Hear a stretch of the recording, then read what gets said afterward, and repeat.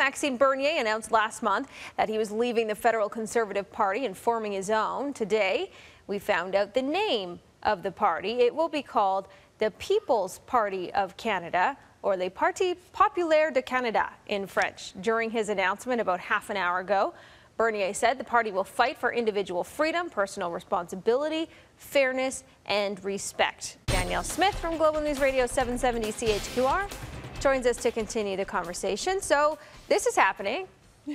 It's weird because he's got a different name for his party en français than he does in English. It's called Parti Populaire in French. And if you translate that, it would be the Popular Party. But I guess maybe that doesn't translate so well into English. So I think already that's going to cause a little bit of confusion.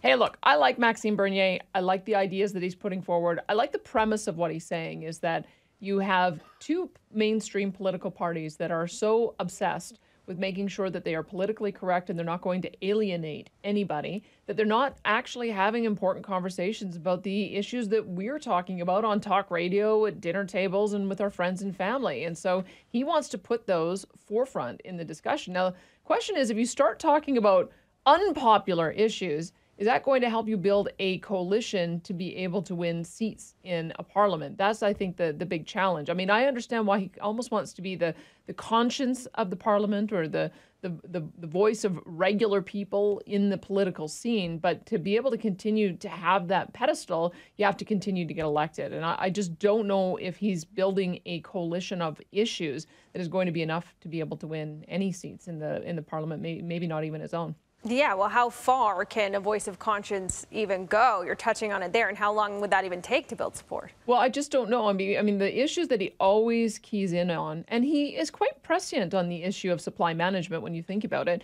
He has been talking about that for years, about the need to dismantle the system, because he came from the academic world, from the Montreal Economic Institute, and he talked about it during the leadership campaign, and everybody ran for the hills when he mentioned it. But where are we at right now? We're at a point right now where we've got Justin Trudeau on the verge of tanking our NAFTA negotiations to be able to protect the dairy farmers in Quebec for entirely political purposes. So this is exactly what Maxime Bernier was warning about, is that when you pander to special interest lobbyists, you're not going to be putting the interests of Canadians first. So he's turned out to be quite right on this issue, and he's probably quite right on the others.